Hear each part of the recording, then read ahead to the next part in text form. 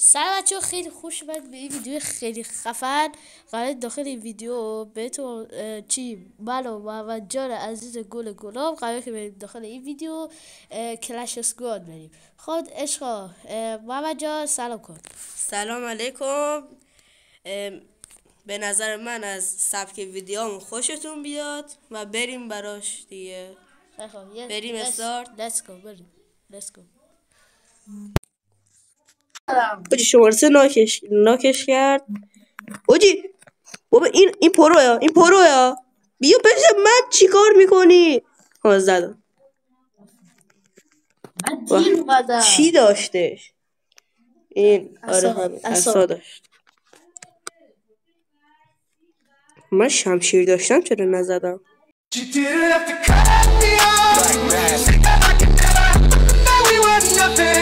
زدی یا اوجی همه رو نوک کرد. زدمش بنازم هدشات. بنازم اینم زدم اوه اوجی بنازم اینم نوک. اوه نوبستک بیا. اوه وای همه رو وای بابا این یکی رو زدم این منو زد. بیا پیش من میگم مریضم نمیفهمم. بازی سینا رو داریم نگاه میکنیم. حالا این اسمی که برای سینا گذاشتم حالا من اینو سانسور میکنم.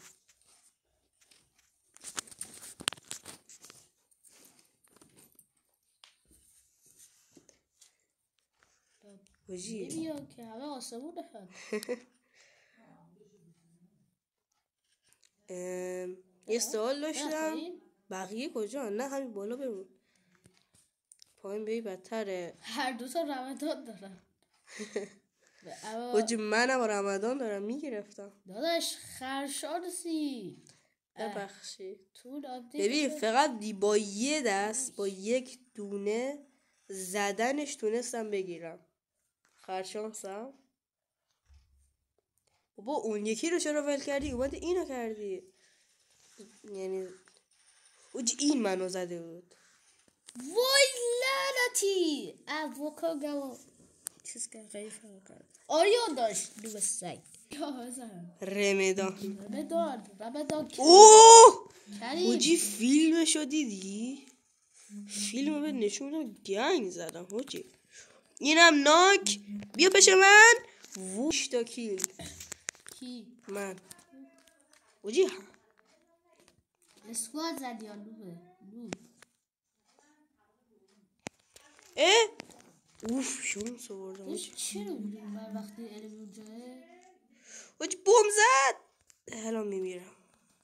نوب اوجی زد بومبو. داشت تو بیا.